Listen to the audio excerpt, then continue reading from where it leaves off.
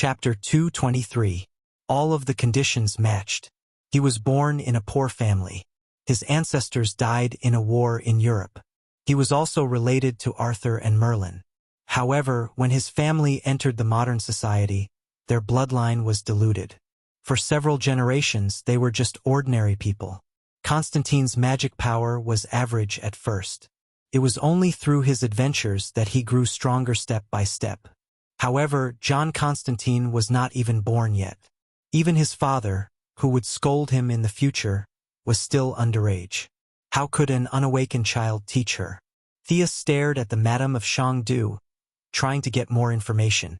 However, the Madame of Chengdu shook her head and refused to explain further. What you need is right there.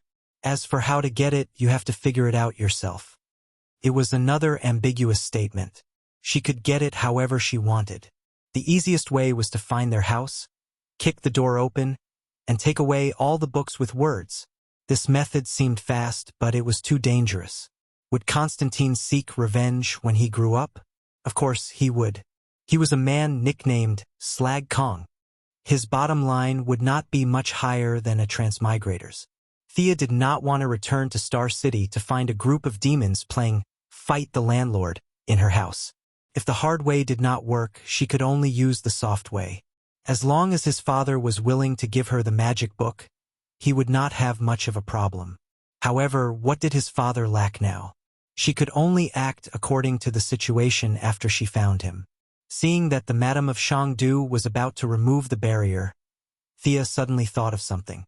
She could ask this expert, "Madam, please wait for a moment. I have another thing that I need your help with." The Madame of Chengdu might have felt that it was too much to send Thea away so hastily. She retracted her arm and sat down, ready to listen to what she had to say. "I have an ancient Egyptian talisman. If I use it directly, I am afraid that it will attract the attention of the gods.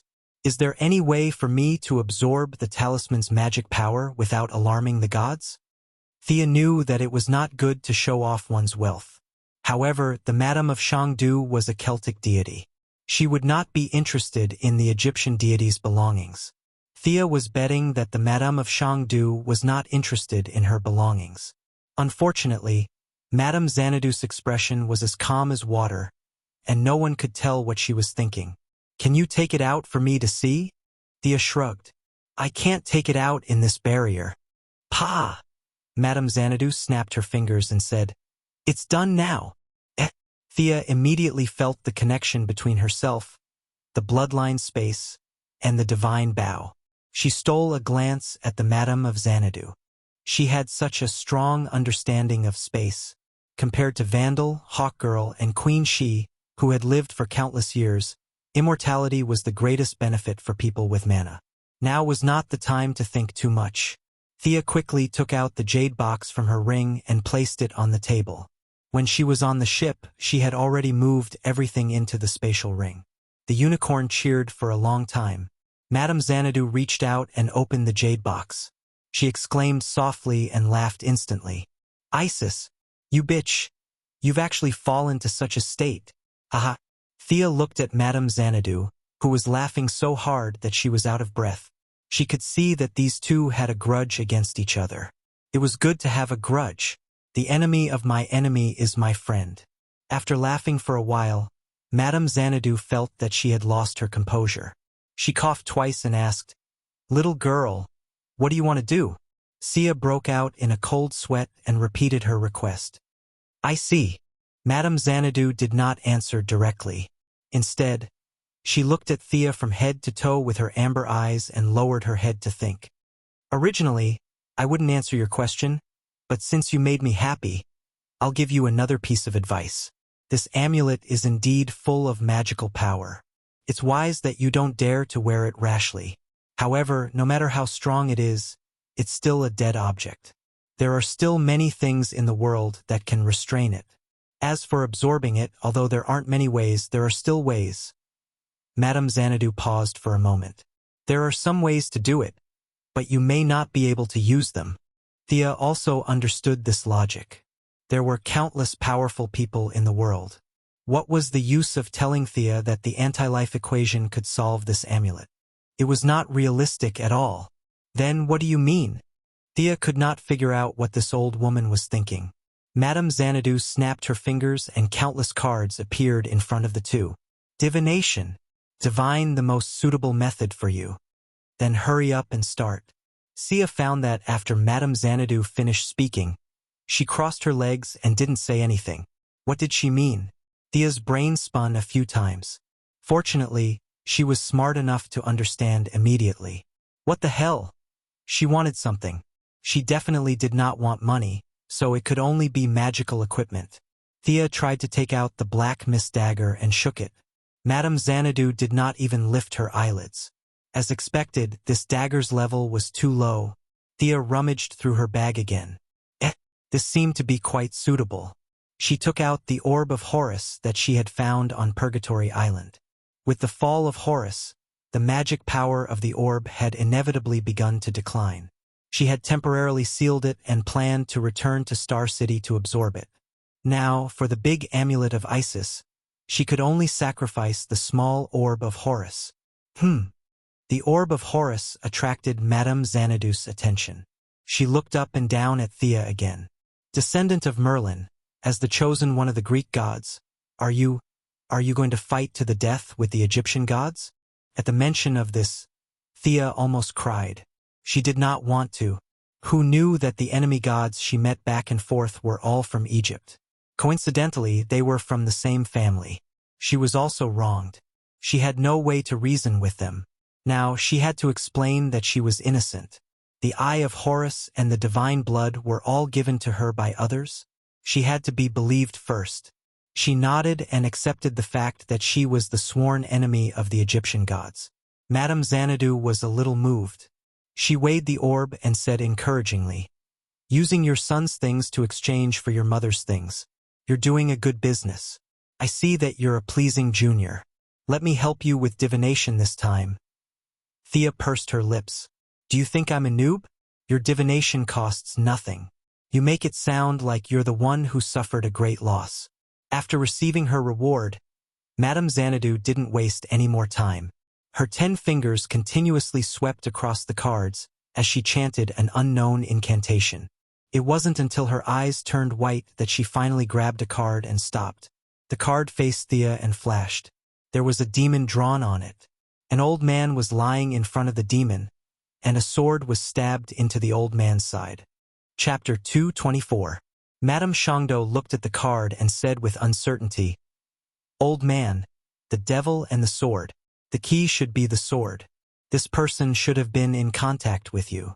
"Okay, whatever you think has nothing to do with me." It was really difficult to deal with Madame Shangdo. If Thea did not know the plot and had good analytical skills, she would not have been able to find the answer with her divination. Through these clues, Thea thought of a person, the ninja master. This old guy was known as the leader of the devils. In the original plot, he had the sword that severely injured Thea. All these clues pointed to him. Could it be that his sword could absorb magic? Thea instantly wrote down the master's name in her little black book. She was going to borrow the master's sword when she returned to the original time and space. As for the location of the cave, Thea felt that she could get the answer whether she asked Batman, Old Ma, or Talia. It was still the same question. The master had lived for so many years and had many enemies. Moreover, these people were all related to Thea. "Okay, I should go. In the future, we should not." Madame Shangdo interrupted her thoughts and was about to open the barrier. Before she left, she drew a card and narrowed her eyes. The words that were on the tip of her tongue became, "We will meet again in the future. Goodbye, descendant of Merlin." The surrounding space was like dominoes, returning to the void in a very artistic way. The original casino reappeared in Thea's vision. The surrounding noise was heard again. Thea quickly looked at Madame Shangdo's seat and found that it was empty. Although there were many people in the casino, everyone ignored the empty seat. Did something happen just now? I feel that something is wrong. Diana was a demigod. Although she was still young and had not reached the height she would reach 100 years later, she still felt that something was wrong.